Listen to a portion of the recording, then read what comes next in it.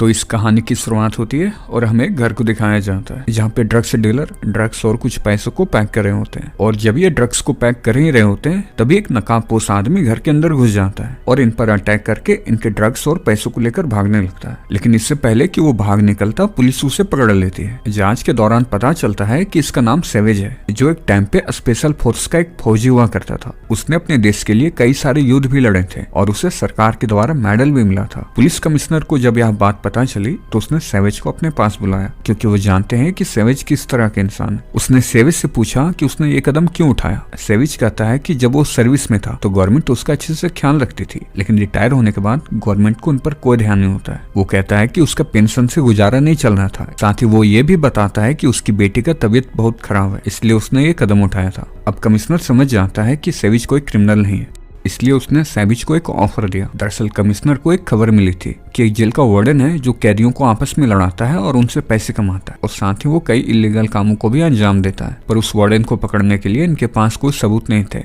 Lucas जो jail का warden होता है वो कैदियों को आपस में लड़ाता है और उसका लाइव टेलीकास्ट भी करता है। वो जेल के कैदियों से भी ड्रग्स का धंधा करवाता है, लेकिन अब तक उसके खिलाफ कोई ठोस सबूत नहीं मिले। इसलिए कमिश्नर ने सेवेज को ऑफर दिया कि अगर वो उस जेल में जाकर वार्डन के खिलाफ कोई सबूत दे सके तो गवर्नमेंट उसकी बेटी के इलाज के सारे खर्चे उठाएगी और साथ ही उसके केस को भी खत्म कर दिया जाएगा। अब यहाँ पे ये होता है कि सेवेज को ये ऑफर अच्छी लगती है। सेवेज के पास एक अच्छा ऑफर था, इसलिए वो हाँ कर देता है। अगले ही दिन सेवेज को उस जेल में ले जाया जाता है। उसी शाम सेवेज जब खाने के लिए जाता है तो जेम्स नाम का एक कैदी उससे फालतू में पंगे लेने लगता है, पर सेवेज यहाँ उससे लड़ना नहीं चाह रहा था, इसलिए वो उस पर कोई रिएक्शन नहीं देता है और जेम्स को इग्नोर करके वहां से चला जाता है। इसके बाद वो जेल के बैकयार्ड में पहुंचता है जहाँ टॉनी नाम के एक दूसरे कैदी से उसकी मुलाकात हुई। टॉनी वहाँ पे बहुत से कैदियों का लीडर था, इसलिए वो अब सेवेज को भी अपने गैंग में आने को कहता है, पर सेवेज यहाँ पे साफ साफ इनकार कर देता है और वो वहाँ से चुपचाप चला जाता है। टॉनी को इस बात से काफी गुस्सा आ गया था, इसलिए वो अब सेवेज को सबक सिखाना चाह रहा था। रात को जब सेवेज सोने के लिए जा रहा होता है तभी टॉनी के कुछ लोग उस पर हमला कर देते हैं। इनकी फाइट देखकर बॉन्स नाम का एक दूसरा कैदी वहाँ आ गया जो सेवेज की मदद करता है और उनसे फाइट करता है। और इसी दौरान यहाँ पे कई गार्ड्स भी आ जाते हैं जो इन्हें पकड़कर अंधेरे कमरे में बंद कर देते हैं। अगले दिन जब यह बात वार्डन को पता चली तो उसने सभी कैदियों को बुलाया और उनकी अच्छे से धुलाई करता है। पर जब सेवेज की बारी आती है तो वार्डन उसे मारपीट नहीं करता है, बल्कि उसे जेल में चल रहे फाइट में हिस्सा लेने को कहता है। दरअसल वार्डन यहाँ पे जानता था कि सेवेज एक टाइम पे स्पेशल फोर्स का एक फौजी रह चुका है और उसकी ट्रेनिंग की वजह से उसकी फाइटिंग स्किल भी काफी कमाल की है। इसलिए वार्डन चाहता था कि सेवेज जेल में चल रहे फाइटिंग कंपटीशन में हिस्सा ले।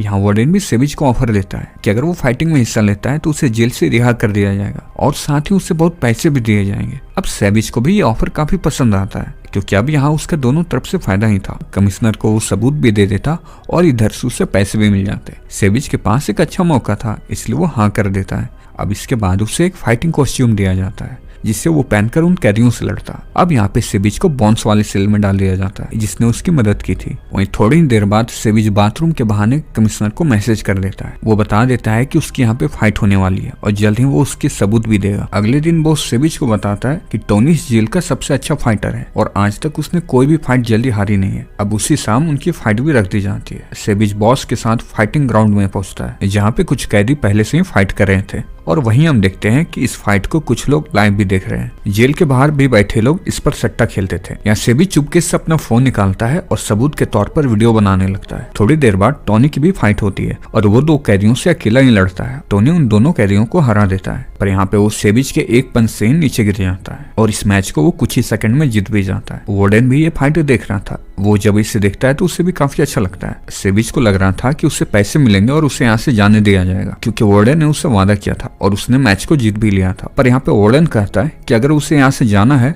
तो उसे एक और फाइट करनी होगी, तभी उसके पूरे पैसे भी मिलेंगे और उससे जाने भी दिया जाएगा। सेवेज के पास कोई चारा नहीं था, इसलिए फिर से वो हाँ कर देता है। फिर अगले दिन सेवेज से मिलने के लिए एक वकील पहुंचे। जेनिटा एक सरकारी वकील थी जो सेवेज का केस लड़ रही थी। फिर वो सेवेज को अपना कार्ड देती है और वहाँ से वो चली जाती है। सेवेज जेल में चल रहे सभी इलीगल कामों पर नजर रखने लगा। बॉन्स जो अब सेवेज का काफी अच्छा दोस्त बन चुका था, दोनों अक्सर साथ में घुमा फिरा करते हैं। लगे हाथ सेवेज अपनी अगली फाइट की भी तैयारी कर रहा था, क्योंकि अगली बार जो उसकी फाइट होने वाली थी एक बहुत ही फुर्तीले फाइटर से होने वाली थी। कुछ ही दिनों में फाइट का भी दिन आ जाता है। वार्डन सेविज की फाइट को अनाउंस करता है। सेविज का अपोनेंट भी रिंग में आ जाता है, पर जैसे वो आता है सेविज उसे एक पंच में ढेर कर देता है और इस फाइट को भी आसानी से जीत लेता है। सेविज की कमाल की फाइटिंग को देखकर कैदियों के होश उड़ जाते हैं। जो कुछ कैदी सेविज से लड़ना चाह रहे थे अब वो पीछे हटे जाते हैं। रात को बॉन्स और सेविज मिलकर इस जीत पर सेलिब्रेट करते हैं। फिर ये जब दोनों खाने के लिए मेस में जाते हैं तो सभी कैदी इन्हें देखने लगते हैं। अब कोई भी सेविज से पंगा लेना नहीं चाह रहा था, पर अगले दिन जब सेविज अपने कपड़े धो रहा होता है तभी टोनी के लोग उस पर फिर से हमला कर देते हैं। इनकी फाइट में एक गार्ड भी काफी जख्मी हो जाती है, पर सेविज यहाँ उस गार्ड की मदद करता है और उसे इमरजेंसी रूम में ले जाता है। क्योंकि सेविज की वजह से उस गार्ड की जान बची थी,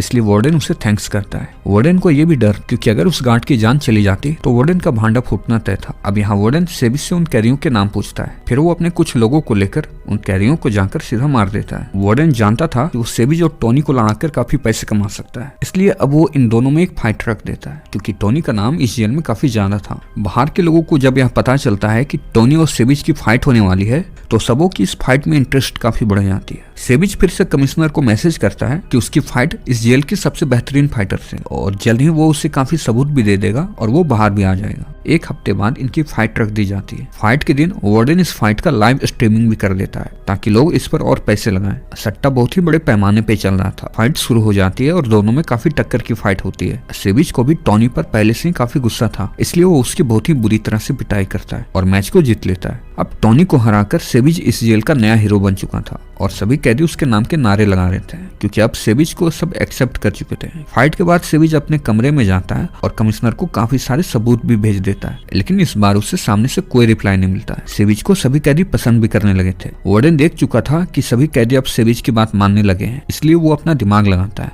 और सेविज को अपने साथ काम करने को कहता है। वो कहता है कि वो कैदियों को आपस में लड़ाए और उससे जो भी पैसे मिलेंगे दोनों आपस में बांट लेंगे, पर सेविज उसकी बात नहीं मानता और वहां से चला जाता है। वार्डन सेविज को लालच देने के लिए उसे अपने खुफिया अड्डे पे ले जाता है, जहाँ पे वो ड्रग्स का अपना इलीगल काम चलाता था। वो सेविज को भी इस बिजनेस में शामिल होने का ऑफर देता है, पर सेविज कहता है कि इसके लिए उसे थोड़ा समय चाहिए। जाते जाते सेविज चुपके से अपने हाथ में कुछ ड्रग्स ले लेता है ताकि वो सबूत के तौर पर कमिश्नर तक पहुंचा सके। पर जब वो वार्डन के साथ उसके कमरे में जाता है तो वहाँ वो कमिश्नर को देखता है। अब यहाँ पे असल बात यह होती है कि कमिश्नर भी वार्डन के साथ मिला होता है। ये सारे इलीगल काम कमिश्नर के ही इशारे पे होता है। दरअसल ये दोनों जानते थे कि सेविज की फाइटिंग स्किल काफी कमाल की है, कि सेविज एक अच्छा फाइटर है और उसके फाइट करने से वो काफी पैसे कमा सकते हैं। इसलिए इन्होंने प्लान के तहत सेविज को फंसाया और जेल में फाइट करवाकर काफी पैसे कमाए। इस सेविज को एक फिर से ऑफर देते हैं एक नए फाइट करने की, पर सेविज को सच्चाई का पता चल चुका था, इसलिए वो साफ साफ मना कर देता है। सेविज जब फाइट के लिए नहीं मानता है तो वो उसके साथी को टॉर्चर करने लगते हैं। अपने दोस्त को बचाने के लिए सेविज फाइट करने के लिए राजी हो जाता है,